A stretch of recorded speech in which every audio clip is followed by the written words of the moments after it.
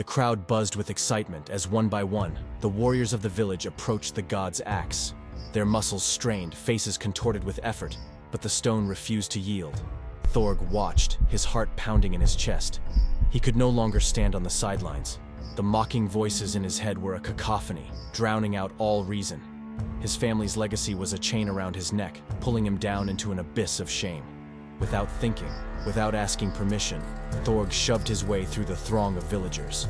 Gasps and murmurs followed in his wake as the people parted before him, their disbelief palpable. They stared at him, some with disdain, others with pity, but Thorg saw none of it. His eyes were fixed on the axe, gleaming in the sunlight, waiting for him. "Thorg, what are you doing?" Someone called out, but he didn't answer. He couldn't answer. His hands were already reaching out, his fingers brushing against the cold metal of the axe handle. The world seemed to still around him, the air thick with anticipation, and something darker, something ancient. As his hands closed around the handle, the skies above darkened, clouds swirling in ominous patterns. The villagers stepped back, fear creeping into their hearts.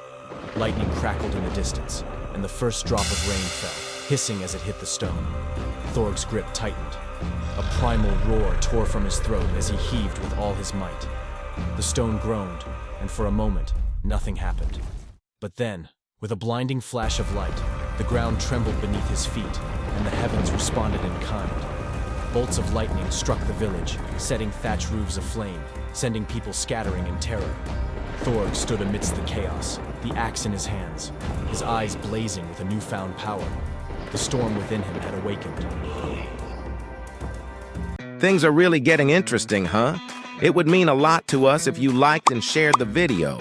Click on the profile to see it and more of our engaging stories. And if you haven't already, make sure you've subscribed or followed. Trust us, you don't want to miss out on part 3.